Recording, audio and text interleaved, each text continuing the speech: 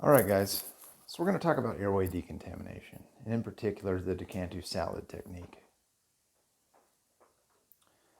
So the goal of this presentation is to possess the knowledge and technique necessary to manage a severely contaminated airway, as well as to consider the simultaneous use of suction on every intubation attempt.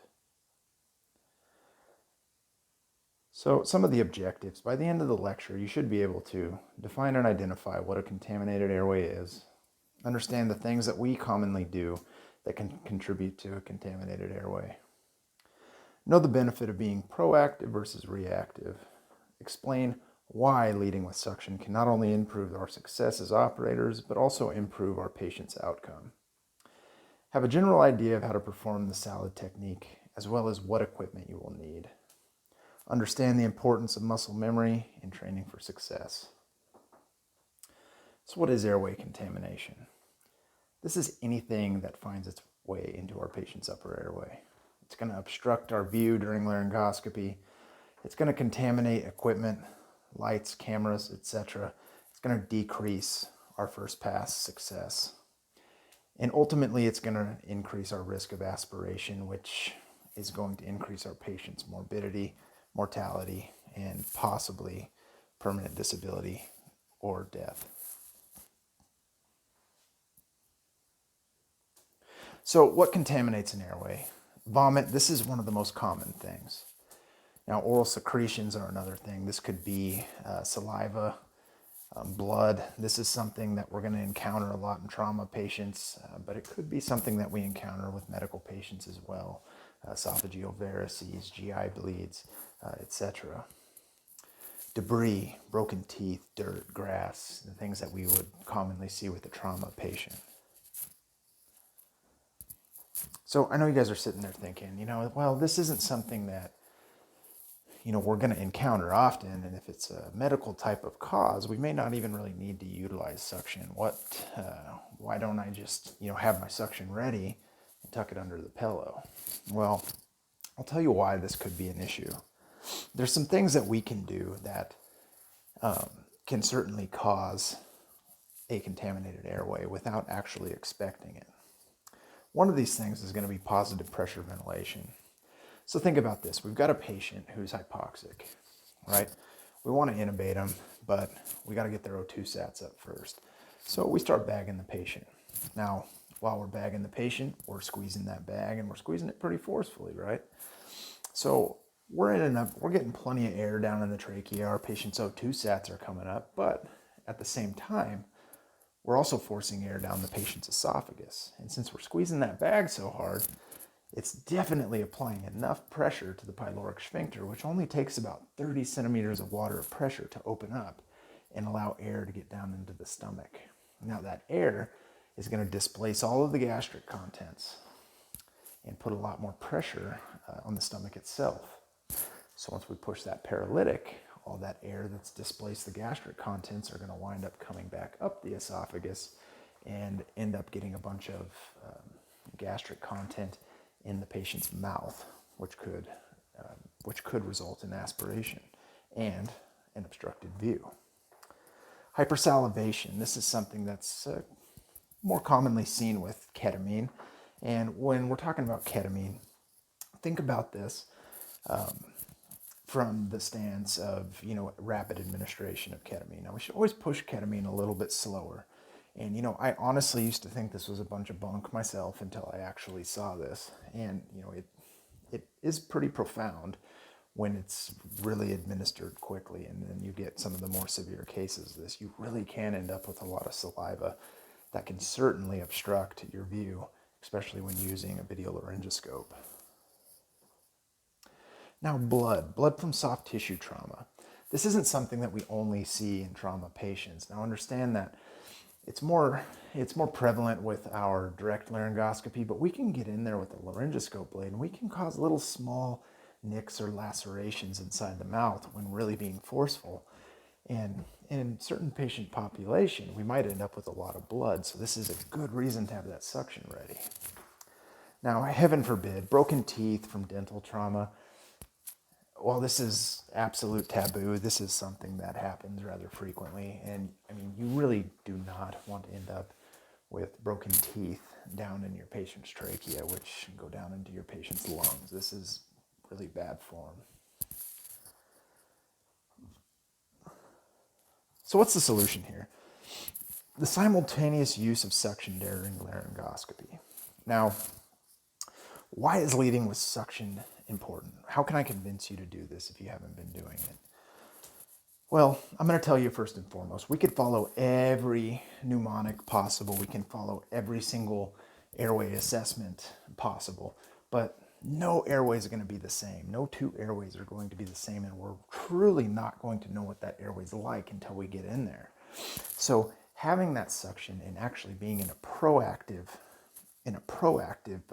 stance where we have the suction available and in the patient's mouth to begin with is going to put us at a heightened level there. We're going to have a much greater chance of success. We may not be able to anticipate whether contamination is going to be something we're going to encounter, and this kind of goes back to what I was saying with the utilization of a BBM. It could also help reduce secondary complications, hypoxia or hypotension. And this really comes from just having it ready when you're performing in the mouth, when you're performing laryngoscopy, so that you don't encounter something and have to pull away and prolong that intubation attempt. And ultimately, it's going to prevent aspiration, which can result in infection and ultimately result in death. So this is where we get into the S.A.L.A.D technique. So S.A.L.A.D stands for suction-assisted laryngoscopy and airway decontamination. So the S.A.L.A.D technique was something that was developed by Dr. Jim DeCantu. This is aggressive suction to quickly clear the airway. It's going to optimize our airway views. The catheters are going to remain left in place throughout the intubation attempt. It's going to provide continuous suction throughout, and it's going to drastically improve the first pass success, especially in the pre-hospital environment, where we really have a pretty terrible track record.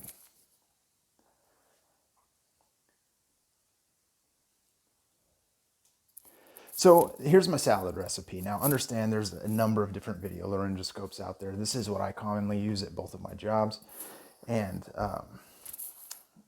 ultimately, a video laryngoscope is going to give you the greatest success with this. So for the purposes of this lecture, we're just talking about video laryngoscopy. So you'll see I have my rigid stylet that's exclusive to the glide scope, and then you'll see my DeCantu suction catheter. So this just kind of outlines what those items are, but understand the most important item here is going to be the DeCantu rigid suction catheter. So here's a little side-by-side with a Yankauer. Now, if you look on the right, you'll see that Yankauer's got a very small bore. Now, this is something, a grain of rice could occlude that. And then when you look at the DeCantu on the left, this is large. Now, the DeCantu is really something that's built for us as EMS providers, because this is something that's going to give us the best results when encountering that patient that's, that Friday night special patient that's got a Big Mac, large fries, washed down with 4 beers, that walked out in the parking lot and had a bat fight and now has a head injury and is requiring airway management, versus the Yankauer, which may be good for the operating room or a patient's NPO. So for you guys that do not currently carry these in your ambulances, I would strongly suggest that you guys get with your manager or whoever does your purchasing and see if you can't get them. They're really inexpensive and they're fantastic for when you actually need them. So steps to a successful S.A.L.A.D. So the DeCantu suction catheter, it's going to be gripped overhand. The DeCantu is going to be inserted and it's going to be utilized to displace the suction or the structures of the upper airway and provide suction going right in and going right down the tongue and all the way in. So we're gonna put the laryngoscope blade in, and we're gonna insert it midline and go down the tongue. Now, this is where there's 2 different techniques. Now, you can either remove the suction and then cross over the top of your hand that's holding the laryngoscope and put it in the left-hand corner of the mouth, or you can do a crossover technique. And I'm going to show you the crossover technique in the demonstration. So once we've placed the laryngoscope and we've got it seated in the vallecula and we've got a good view, then we'll pass the endotracheal tube. We're going to remove the stylet while leaving the video laryngoscope still in place. And if there was any risk of aspiration, we're going to suction that tube prior to ventilation to provide, or to prevent, pushing that contaminant down into the lungs. So here's just a couple pictures. This just breaks down the steps that I just outlined, and I'm going to go through all of this in the demonstration here. But this just gives you a good little visual to what we just talked about. So for the demonstrations, guys, we're going to talk about the S.A.L.A.D technique in particular. I'm going to show you two different views. We're going to see the view coming from the video laryngoscope, and then we'll see the view of hand positioning. You'll see the technique that I use, and while simultaneously you'll see the view from from in the airway that the video laryngoscope will provide. So as an added bonus here, we'll also show the S.A.L.A.D technique that transitions to a salvage airway, and this is going to be utilizing that decantu as well as a bougie device. So stay tuned. All right, so quick S.A.L.A.D technique demonstration here. So first and foremost, we're going to lead with the decantu suction catheter. So anything that I can see from this level in the mouth, I'm going to go ahead and get that out of my way first and foremost before I start inserting my laryngoscope. Now once I've got enough room cleared out for my laryngoscope, I'll go ahead and place that and kind of perform a crossover with the suction catheter and the laryngoscope. Now I'm going to use my laryngoscope and I'm going to kind of follow the tip of that suction catheter all the way down until the tip of my blade lands in the vallecula. Once I've done this and I've got a good view and I can suction out any debris that's still there, I'm going to go ahead and I'm going to bury this down in the esophagus. So while still maintaining a good view, I'll take my ET tube, come in from the corner of the mouth, and we'll get it in place. Once I see it past the cords, if you look at my hand here, I've got these two fingers, my two middle fingers, holding onto the blade while stabilizing it with my pointer finger. Now, I'm going to take my pointer finger and my thumb and I'm going to hold that ET tube and I'm going to pull this stylet out. So at this point, I can place capnography on here. Somebody can start bagging, and we can make sure that we've got good tube placement. We can listen to breath sounds, and we can start moving forward and working on taking some stuff out.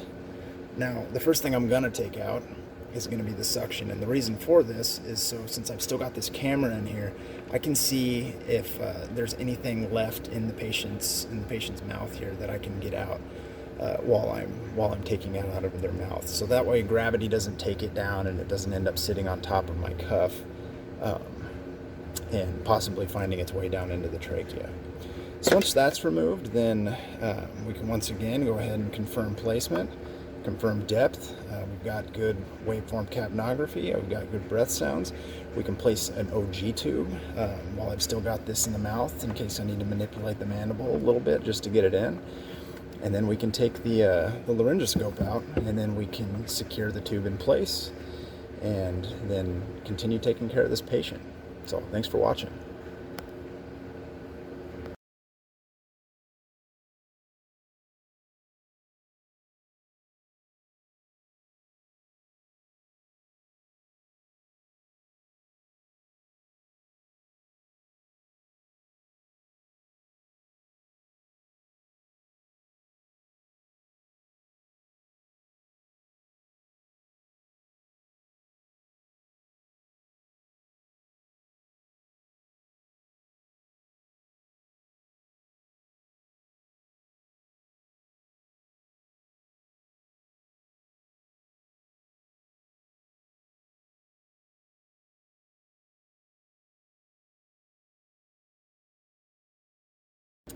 Okay guys, so one more demonstration here, and this is just going to kind of show using the S.A.L.A.D technique to salvage a severely contaminated airway.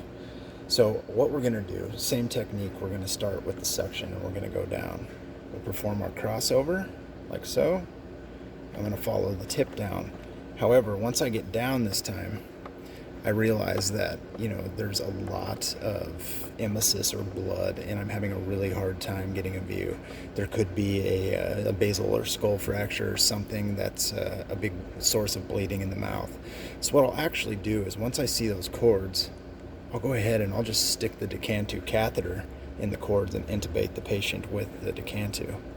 At this point, we'll go ahead and we will remove the suction tubing.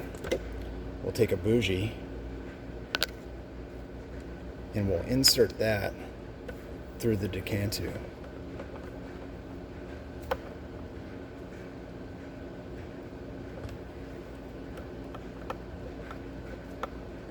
And it's this type of technique, you're going to definitely need somebody as a helper to help you railroad the tube and get that suction catheter off. But then once we get that off, we're going to go ahead and place our ET tube. And once we got the ET tube placed, once again, we'll go ahead and inflate the cuff. We'll pull our bougie out. We're going to confirm end tidal, we'll confirm breath sounds, and we'll move forward with taking care of the patient. So this would be something that we would utilize if our patient was in dire needs of an airway here and we were unsuccessful with the conventional S.A.L.A.D technique method. But this gives you an option. So thanks for watching.